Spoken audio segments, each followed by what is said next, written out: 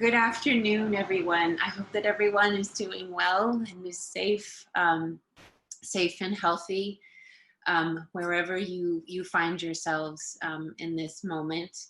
Welcome to the Task Force on Inclusion and Belonging at Columbia. My name is Ishal Rosal, and I serve as the Associate Vice President for Student Life. I am also one of the co-chairs for this task force. I know that some of you are longtime task force members and some of you may be joining us for the first time today. Irrespective of your status with the task force, we are very happy to have you and thank you for taking the time to join us. I know that time is limited these days. We are often feeling sort of stretched thin and certainly zoomed out. So I appreciate you all taking the time to have this important conversation with us today. We have a pretty full agenda today, and we've had a number of our colleagues from across the university graciously offer to share their time and insights with us today. So I want to take full advantage of their presence with us today. So I'm not going to do my usual sort of orientation talk at the beginning of that I give at the beginning of these meetings, where I talk about the origins of the task force and our purpose and how we function. I'm happy to talk with any of you who are new to the task force. Be happy to talk with you after this and go over that history with you. But I'll just briefly say here that I really see the task force as an incubation space where we can come together and think through ideas and projects that will improve the campus climate for all students. And sometimes that idea or project is the creation of a forum, a space where we can talk through a critical issue or incident that is playing itself out within our campus community or directly on our campus. And that's the agenda for today, is to have some critical conversations. Certainly, we have seen the intersections of COVID-19 and issues of inclusion, diversity, belonging, equity. Those are all showing themselves to us and have been showing themselves to us since the beginning of this crisis.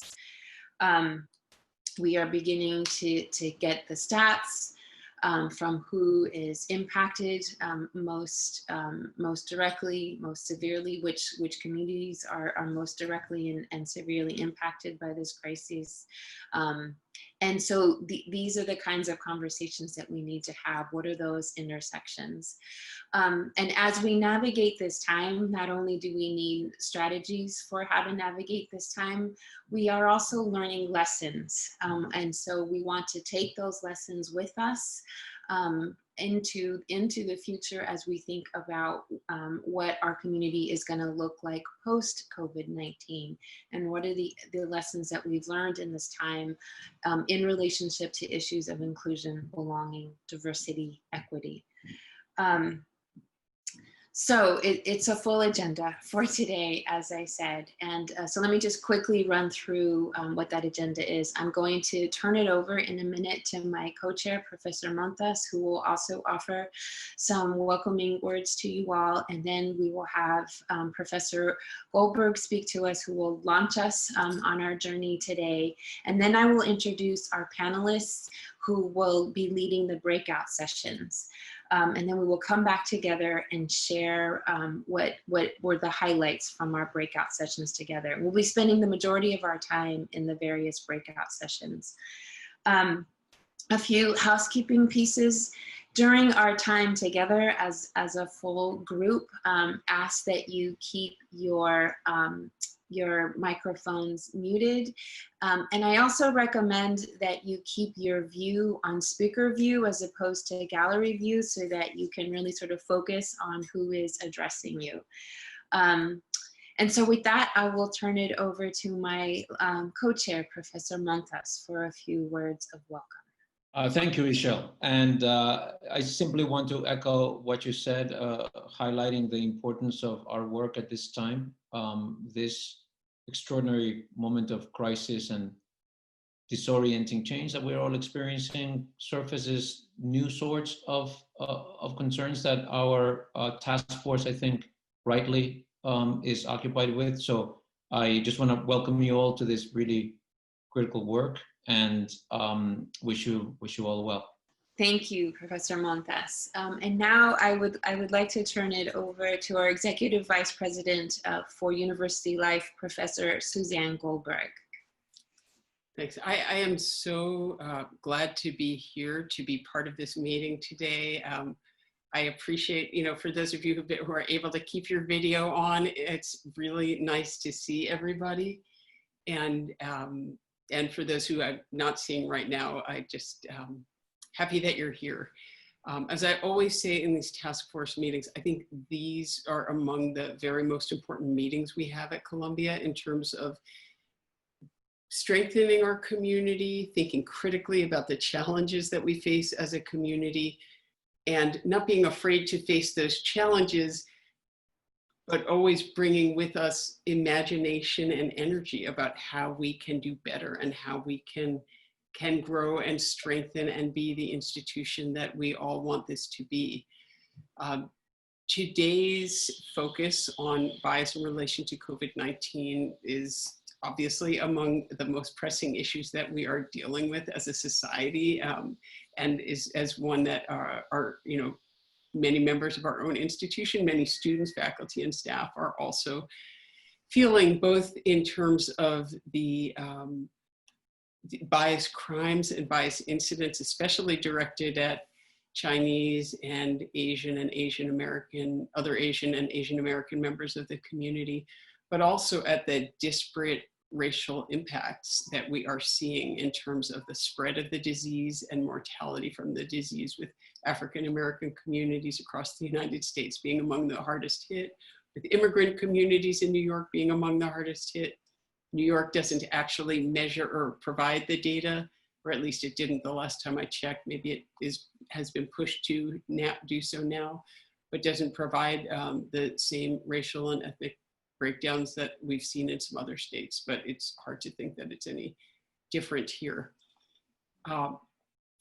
The other thing I have to observe is that even in this time where there's so much bias related to COVID-19, it's not as though other forms of bias have gone away, right? Or that they're not being stoked in various ways by various policies or communities seeking to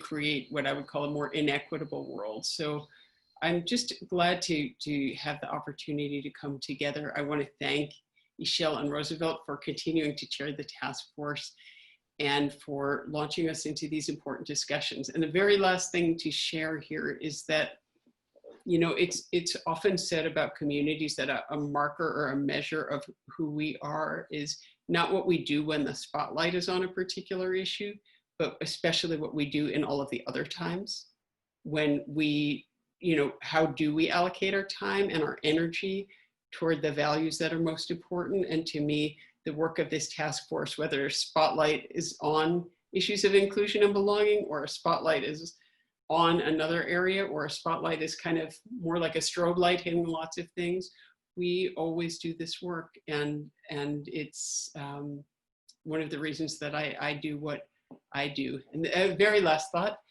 just very much appreciate the work of this task force throughout the year. I mean, none of us would have imagined months ago when we were together in person that we'd be gathering remotely, but I really want to give my thanks, and my thanks on behalf of President Bollinger, for all of the work everybody here has done in this year to move our community forward. Thank you, Professor Goldberg. And now I'd like to move into introducing some of our panelists for today. I'm going to introduce two together because they're going to co-present on sort of the mental and emotional impacts of experiencing bias and what we can do to take care of ourselves in the face of that. So first up is Dr. Weiyen Chung, who joined Columbia Health in 2019.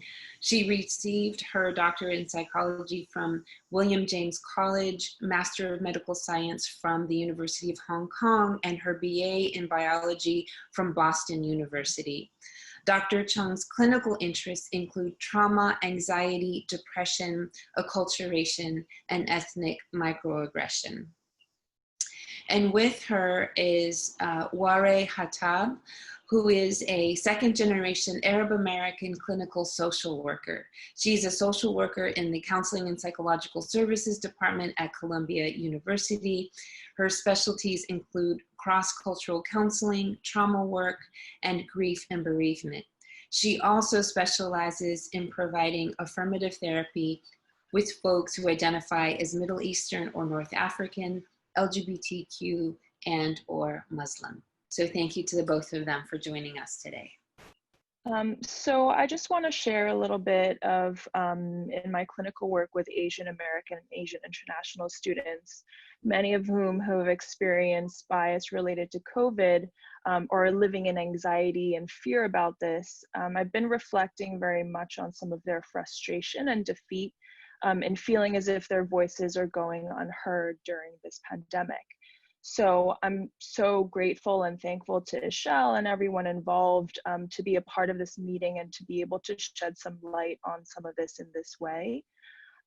So whether or not you identify with a minority group, we're all kind of grappling with a huge culture shift as a community to the new normal of staying home and social distancing in order for us to stay safe. So with that, there are a number of other marginalized populations that are experiencing bias in the face of this pandemic, including individuals' access to information, resources, which my fellow speakers will discuss later on and maybe in the separate breakout groups. But my focus will mostly be on the racial and ethnic bias in particular. So this pandemic, as it's already been mentioned, has only amplified the prejudice and discrimination towards minority groups and Asian American and Asian international individuals in particular. So in some of my research, according to the Asian Pacific Policy and Planning Council that created a reporting platform online for incidents of discrimination related to COVID, they had received 673 reports in 1 week alone, from March 19th to March 25th. So the majority of these incidents were verbal harassment and predominantly on public transportation or in parks or in businesses like supermarkets. And over 60% of those individuals reporting were in their 20s or 30s. Which means that this could be affecting many of our students in everyday situations. So to bring it to what's kind of relevant on campus, I've also been hearing about some anti-Chinese sentiment going on right here in our community too. So when we think about experiencing some of these incidents, we can think of them as experiences of race-related stress that can range from acute incidents to more chronic encounters. So what research has shown us is that there is a connection between race-related stress and physical symptoms such as fatigue, changes in sleep, changes in appetite, hypertension, high blood pressure, and even leading to things like cardiovascular disease. And in terms of the psychological impact of experiences of bias, anger, anxiety, paranoia, helplessness, hopelessness, frustration, difficulty focusing, fear, or worsening pre-existing mental health conditions are all common and in fact normal under the circumstances. So what we know is that race-related stress can negatively impact overall psychological well-being and lead to low levels of life satisfaction, low levels of self-esteem. And as a community, we're all under a tremendous amount of physical and psychological stress, race-related or otherwise. So then the question becomes, how do we cope with this? How do we get through our day-to-day responsibilities with this new source of stress for us on top of what our typical daily stressors were even before COVID? So things like making sure that your basic needs are met is going to be priority now more than ever. So that means things like eating regularly, well-balanced meals, exercising regularly, maintaining a regular sleep schedule, avoiding things like alcohol and other substances. That would also mean prioritizing time for yourself, scheduling time for self-care, whether that's reading, watching TV, or drawing, and just kind of allowing yourself to be patient with yourself and allowing yourself time to really adjust to this pandemic and all the ways that it's impacted our lives. And another basic need that often gets forgotten, but is so important during these times, and particularly when facing things like race-related stress, is connecting with others and connecting with your community.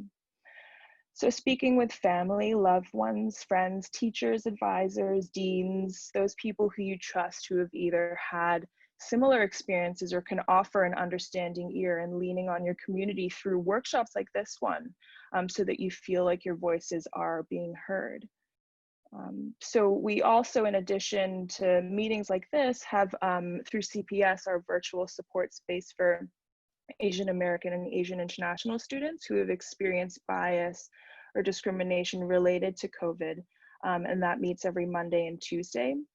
And so, you know, more than anything right now, we're wanting everyone to know that supports are here and that you can call us at CPS and set up a time to speak to someone.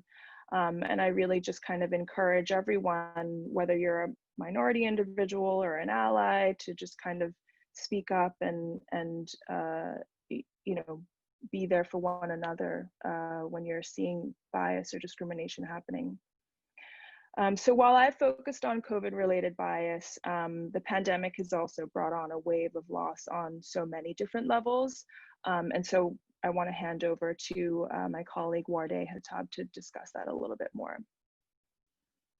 Hi, thank you, Dr. Chung. So another part of what we'll address today involves the struggles through loss, grief, and guilt while trying to care for ourselves. I think, you know, the ongoing news about the increase in deaths, I think it unsettles us in thinking about our own mortality, and it makes us also more worried for our loved ones who fall into the designated at-risk groups. And certainly being an essential worker, can talk more about it. You know, there's a lot of disparities in who's essential, who has the privileges of working from home, and so forth.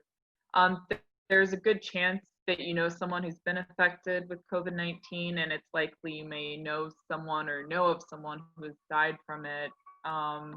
For those who have not experienced that kind of loss, there's other things we're grieving on a minor scale. We've lost our daily routines, and we've also lost the outlets that make life enjoyable. I think the virtual translation of socializing and working don't quite feel the same way. We have to sacrifice our tolerance for staring at screens for Zoom meetings or FaceTime calls in order to maintain the social connections.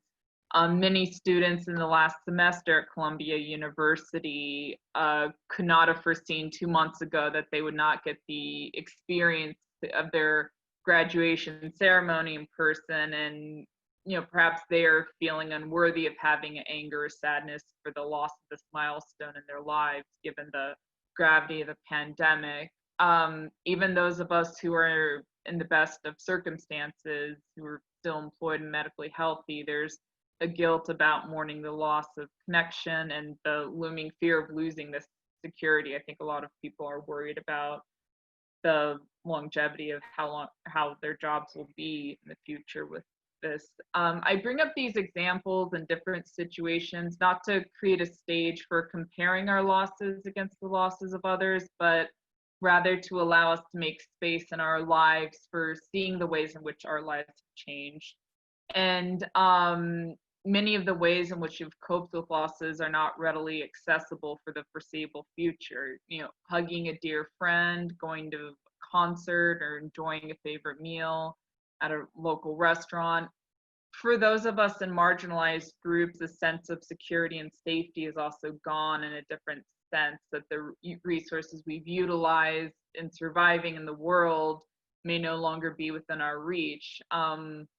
you know, while we're surviving our grief, we're also anticipating what the struggles for physical and psychological safety will look like in an uncertain future. I mean, we don't miss the ways in which we were marginalized before the pandemic. We're going to miss the ways in which we protect ourselves and our communities.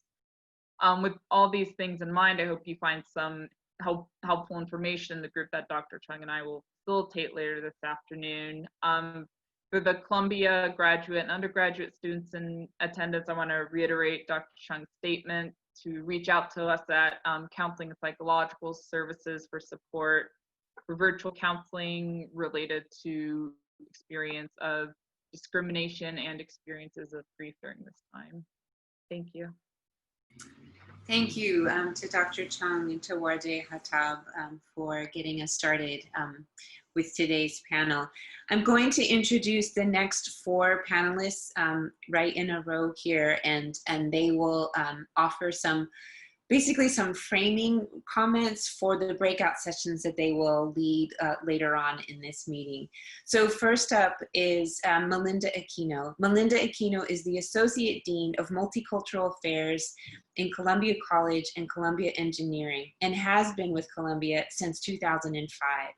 With over 20 years of experience in higher education, her work with students and her research have focused on restorative justice practices in campus bias response and community healing, transformational dialogue and narrative-based spaces, arts and activism, and social media's role in identity construction and campus activism.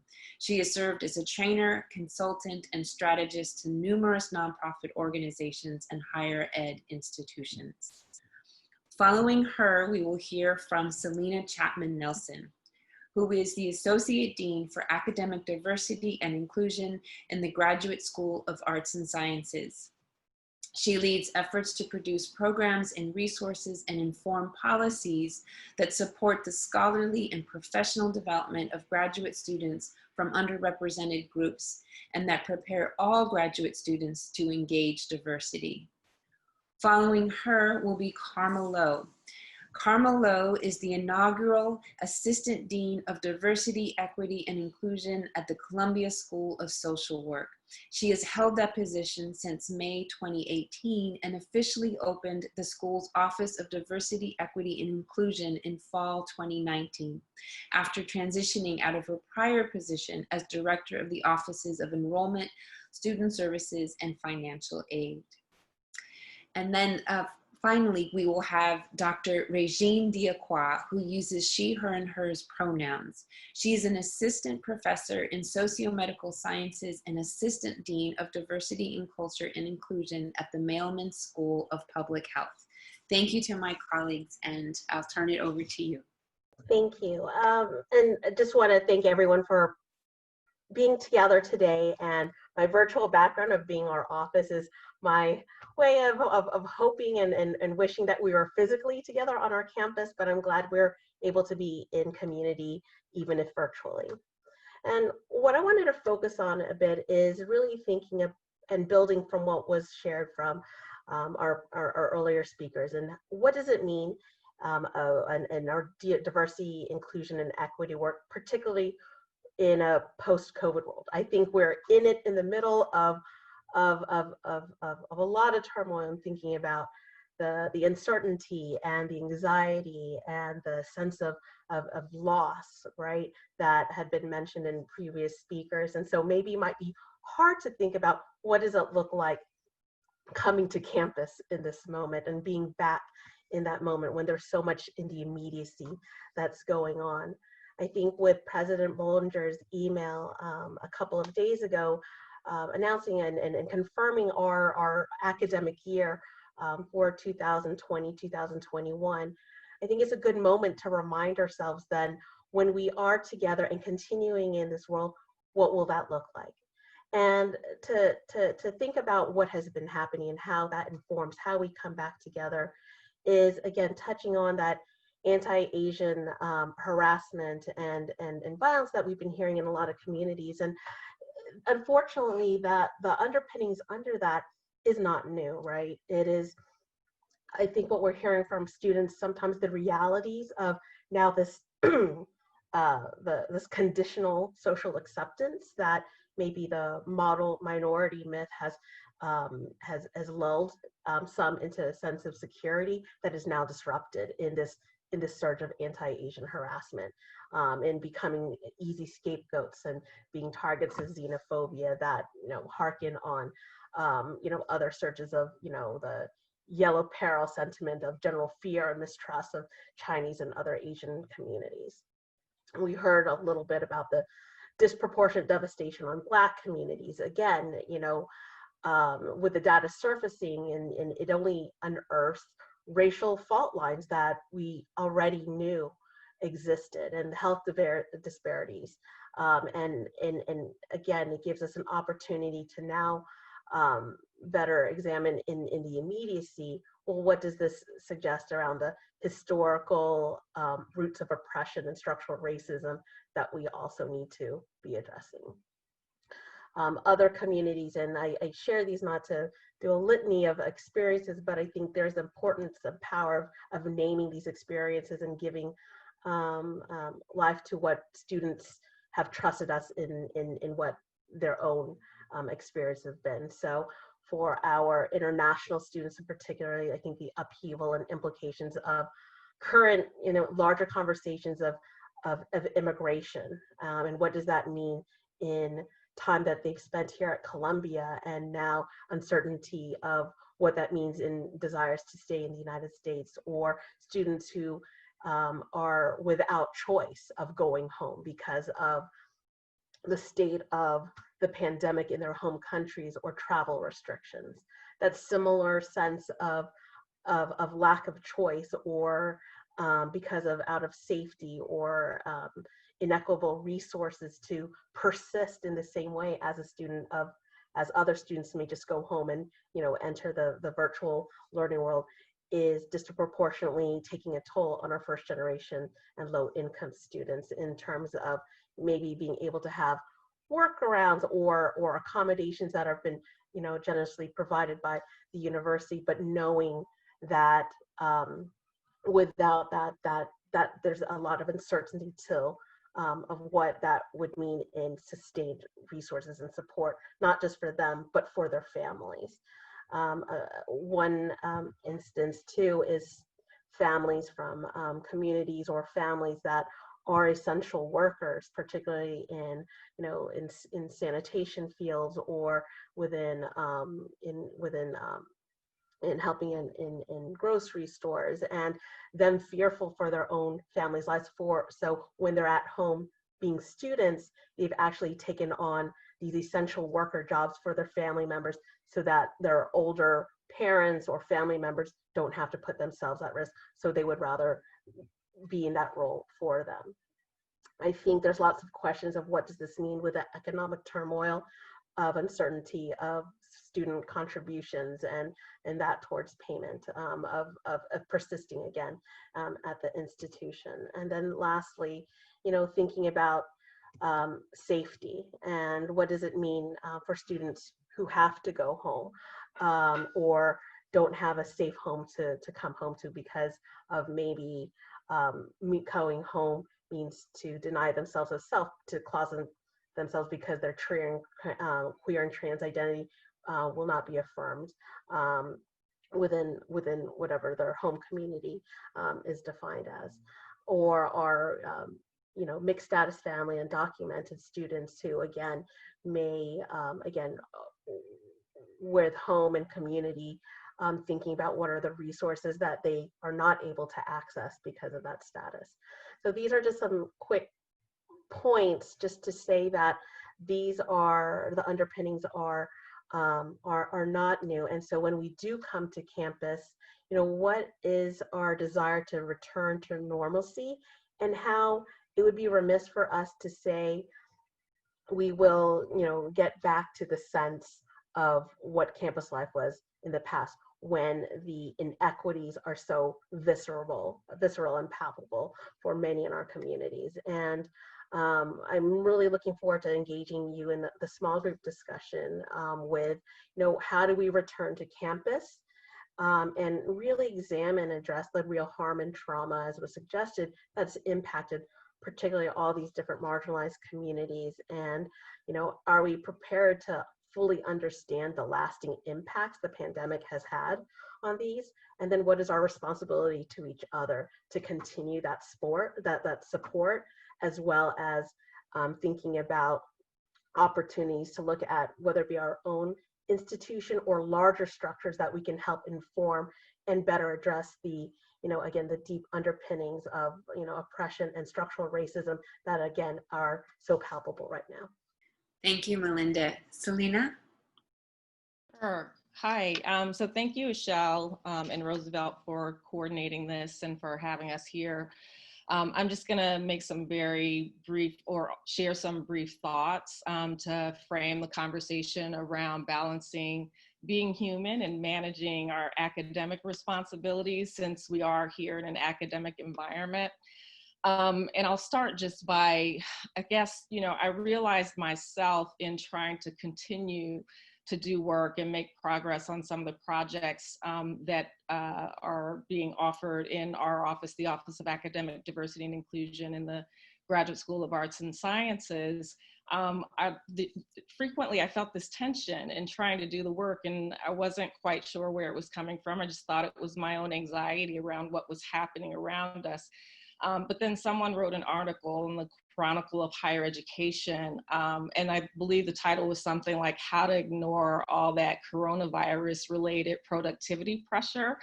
And I read the article, and sure enough, you know, it resonated with everything that I was feeling and everything I think, you know, probably some of my colleagues and some of the faculty, and sure enough, students were experiencing as well. So just to give a couple of examples of the kinds of things that I was encountering in my own work, is that our office runs a summer research program for visiting undergraduate students to come and conduct a research project with faculty and graduate students here at Columbia. And every year around, you know, February and early March, we're reaching out to faculty and asking them if they would be interested in sponsoring a student in that program. And so on the one hand, I felt like we needed to keep doing this because this was an important opportunity for these students to have, to come to Columbia and study with our faculty. And in fact, it pays a $5,000 stipend as well. And so we know a lot of these students, since this is an opportunity program, we're looking forward to having that income for the summer. But at the same time, we're reaching out to our faculty, and one faculty member finally responds and says, you know what? Normally, I would love to do this, and this faculty member has participated as a mentor in prior years, but said, you know, right now, I can't even focus on my own work because there's so much going on. I have a family member who's ill, and I don't know what's going to happen with that person. So there's that. And then a second example is, you know, our office also provides a space called the Diversity Research Collective, which is for graduate students in the arts and sciences, and sometimes students from other schools are invited to participate as well, who are doing work on projects that are relevant for communities of color or other marginalized communities. And it may be work because it has an applied focus, or because it is so focused on this particular population or issue, maybe doesn't receive as much kind of scholarly affirmation as some of the more classical topics do. So we try to provide this multidisciplinary space where they can talk about their work, they can have multidisciplinary conversations about it, and feel like they're advancing progress on that work. And we meet regularly with this group, or at least with the coordinators of this group. And it was very clear that in the conversations, you know, beyond March, the students were just not as engaged. And we were sort of caught in this tension of, you know, how much do we support them in making progress on their projects versus giving them the space to just be human and experience this crisis for what it actually is.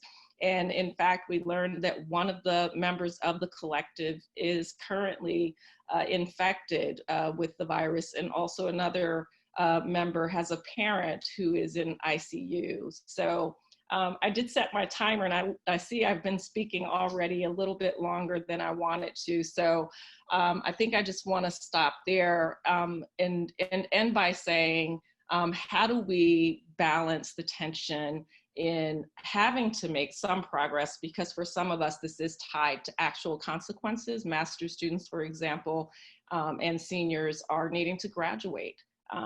But at the same time, recognizing that it's just not normal right now. We can't do all that we've done in the past under normal circumstances.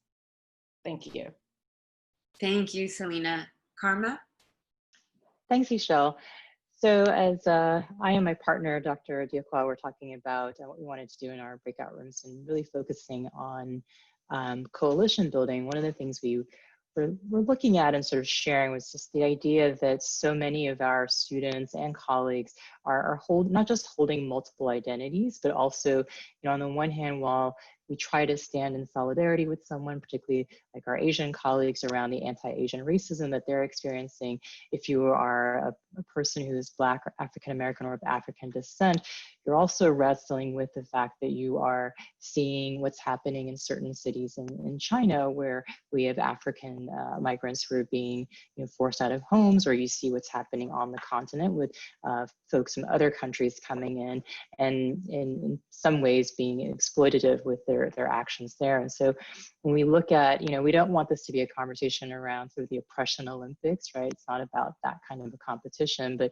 particularly now with this pandemic, with the numerous reports about the various health disparities and the way in which this pandemic is impacting African American, Latinx, and Indigenous communities disproportionately. Like, how do we hold the both and how do we then join together to really address and figure out how, as a coalition, we're fighting against the structural and systemic racism that Melinda and others have already mentioned. So that's sort of just a very broad focus of what we plan to sort of direct the conversation on in our breakout session. And I invite Dr. DiAquoi to add some thoughts as well.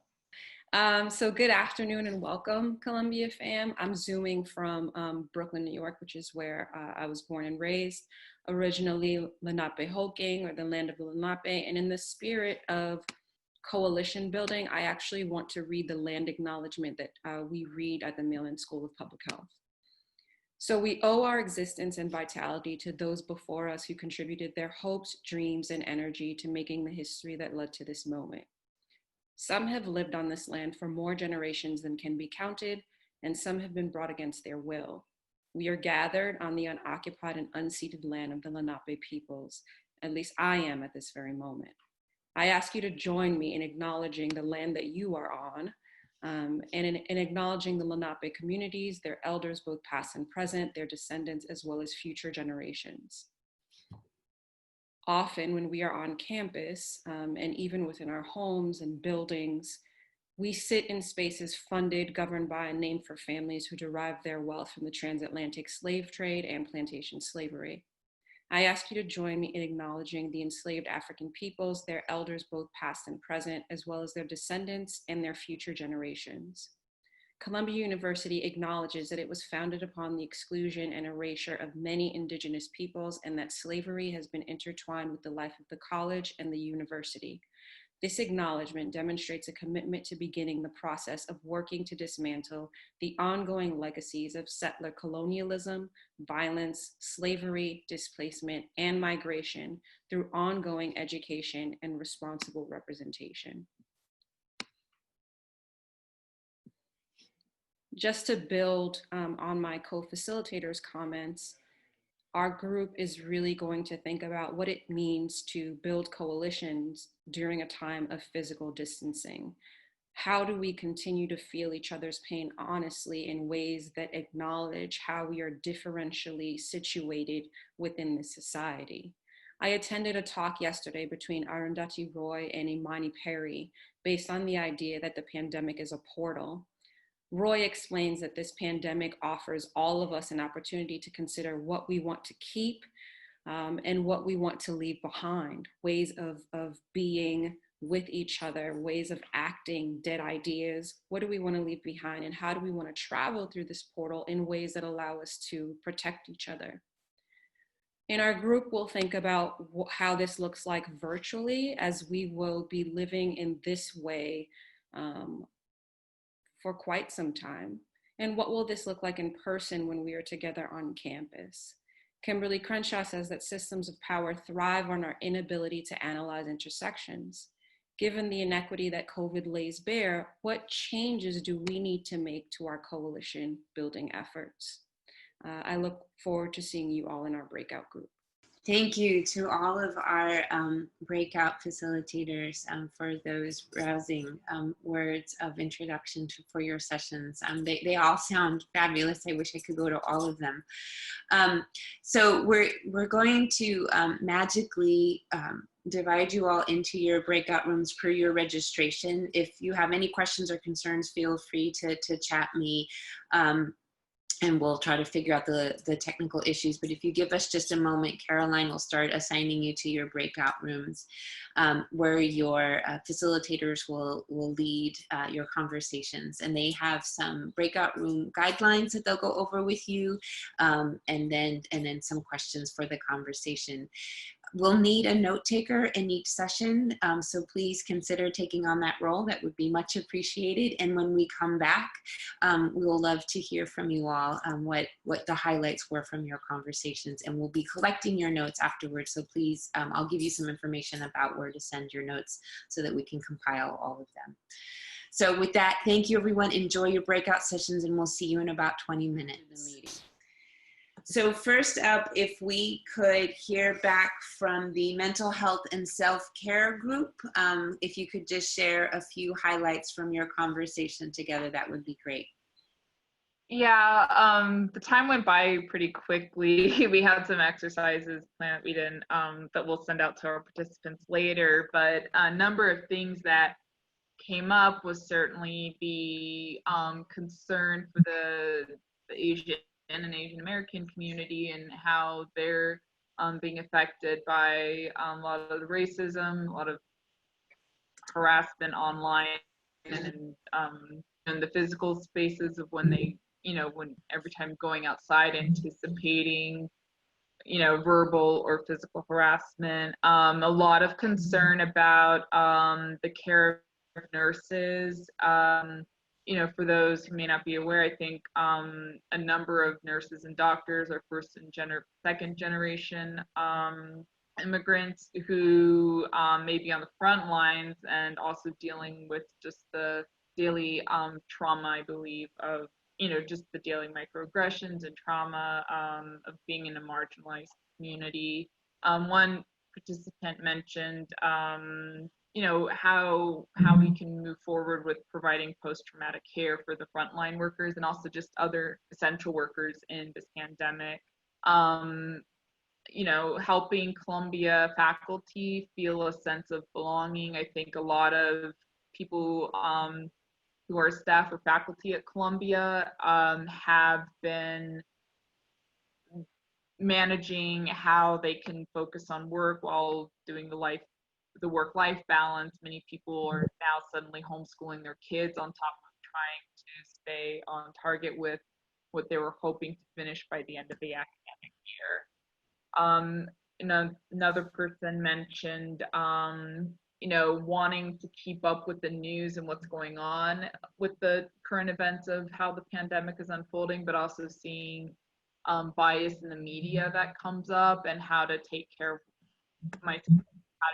oneself while trying to get critical. Someone else mentioned the ongoing anxiety of being sheltered in with family, suddenly having to move out of the Columbia dorms on short notice, and how that really affected low-income students who may have struggled with getting a plan together in place and having to move out, just a general negotiating the physical safety of getting away from a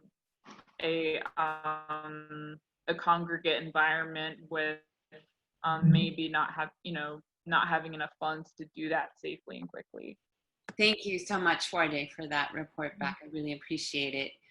Celina, do you want to go next? I know you need to hop off soon. So if you want to go next, that would be great. Yeah, I didn't take my own notes. I think Deanna was going to speak on behalf of our group. Okay, great. Yeah, thank you. Sure. All right, so I took some of the notes for our group. We started by introducing ourselves. We were 9 people in total, and we had 2 students and the rest were staff. And we talked about the challenges, but also the positives that we were experiencing during this time. And I think a lot of the people expressed the challenges of being able to focus during this time, or being able to balance work and life requirements.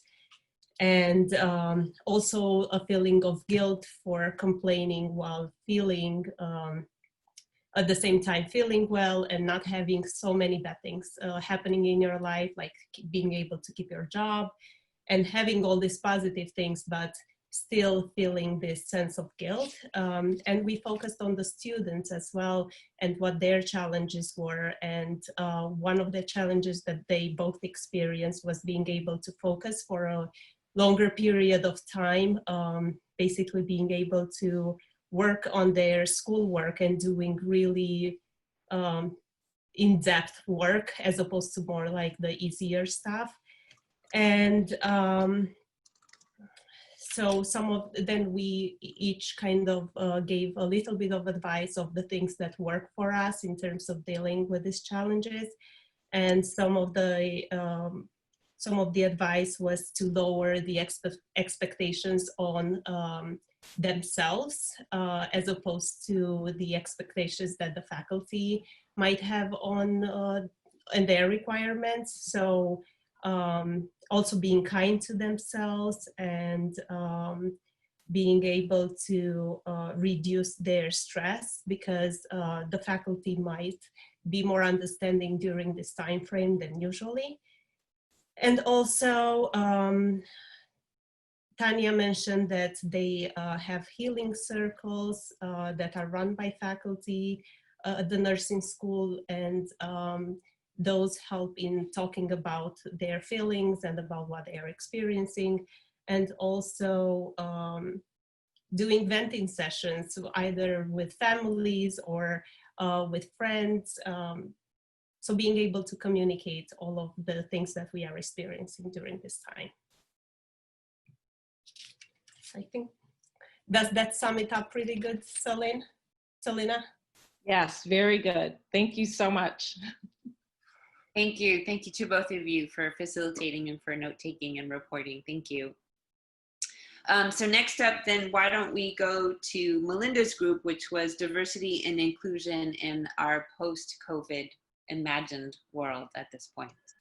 Thank you. And just a quick apology to Kiara. At the very end, I meant to move a window, and she was saying her last comment, and I exited out into the main session, so I missed the last end of her comment. So apologies on that end. But it was a great conversation. In thinking about when we're back as a community on campus, I think what came up is the importance of really thinking about our curricula that we offer, particularly spaces like the core, and how do we utilize that to better sort of decolonize the educational space, so that when, you know, in this moment, there is a lot of surprised by a number of communities about the disproportionate impact on Black and Brown communities, or immigrant communities, or, you know, Asian communities, and how do we utilize those curricula, particularly like spaces like the core, to leverage so that there's better understandings of these deep structural inequities. Also, in acknowledging that there's an opportunity, in knowing that we are, as a Columbia University, we are preparing future leaders in all sorts of industries and sectors of society. And how do we utilize this moment to now share social responsibility and obligations to utilize the privilege of a Columbia degree and the access that it affords to infuse conversations of inequity, to address inequity in, you know, the healthcare system, in government, and education, and in all sorts of realms.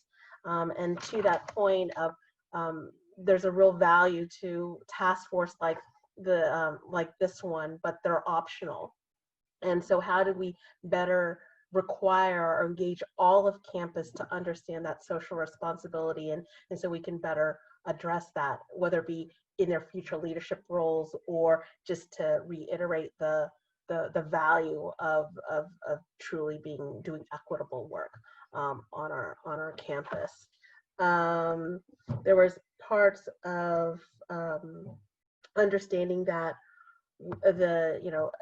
in understanding the disproportionate impact of students who had that lack tech security and tech insecurity, that this is just made really visible of things that have already been on campus to a number of communities. And it just exacerbated the kind of that visibility. So how do we not forget that? And how do we also continue some of the accessibility practices that faculty have had and implemented, and continue it to better address those, again, technological inequities, in addition to better supporting students with disabilities. A lot of those best practices that are implemented now are things that can continue to help, particularly students with disabilities and other folks that find educational spaces or learning spaces inaccessible. And lastly, I think I touched on that. I think understanding how we continue to create equitable spaces and resources that in this moment, as an institution, whether it be monetary resources in financial hardship, or how maybe particular policies or systems are not working equitably across different student communities, how can we pull those kind of spaces that may be broken and kind of fix them, right? And when we have the moment when we're not in the middle of the crises, to better address that and continuing to think about equitable spaces and resources systematically across the university. Great, that sounds like a really rich and productive conversation, and appreciate the makings of a roadmap for our way forward after this. Next up, if we could hear from the coalition building group, that would be great. So Rachel was our note taker. Rachel, if you could share notes on behalf of our group. Yes, so some of the key highlights that we had, two important coalition building exercises, or just coalitions that we need to better engage both now and when we're back together, is coalition between students and alumni. So what we're learning now, people on our team are learning, is that our alumni are not just trying to engage students anymore just by donations or just by donating to school funds. They really want to figure out how to help students right now. So whether it's direct financial help, career help, local, just having someone to talk to. So figuring out ways to engage those communities and making sure that they're still connected. A huge point that we continue to circle back on was, as an institution as a whole, we need to figure out how we can engage both the pre-COVID students and the post-COVID students. So the pre-COVID students who were taken directly out of their normalcy, and then the post-COVID students who will start their classes and start a lot of their engagement with the university post-COVID, and how are we engaging them and how are we taking care of them. We also talked about the inherent inequities of virtual learning, and this, it seems like it was touched on in a couple of groups, but a lot of the virtual environments are not either accessible. Students are feeling like they are being, forced to be on video multiple times a day, when that's not something that they would have particularly enjoyed doing, speaking up when they would have typically had classes or smaller lectures or conversations with their professors that they're now being asked to put on camera, put on film. So how do we help some of those students or support those students and build the coalitions that they need to support them to get them through these new virtual learning environments that they're not used to. We also talked about coalition building between West Harlem and the university, and some conversations, a lot of conversations have gone on pre-COVID, but now we feel like there are a lot of issues that are popping up a lot with the small businesses, that they're being left out of the conversation when we're talking about coalition building within the university. So making sure that we engage those people in West Harlem. And then lastly, people who are already on the margins are feeling like they're either invisible during this time. So those who are immunocompromised, folks who might have, disabilities that aren't visible. So how do we engage them at the university level? And how do we make sure that we're supporting folks who are already on the margins? So hopefully I got through a lot of those things, and Raygine, feel free to add on anything that I missed. Just one main idea, I think, that is the umbrella over everything that you shared, Rachel, and thank you very much, was just this notion that we have to start to think and be in different ways. So I think COVID makes clear that past ways of being will not work moving forward. As we think about educating our students, as we think about ways to be together, I think this time calls for radical departure from what we've gotten used to. And to the point of other groups talking about how we're educating leaders, just how are we preparing students, faculty, and staff to not have these conversations about inequity in a kind of abstract way, but really start to understand what this means, so that all of our thinking is intersectional and includes multiple identities. Thank you.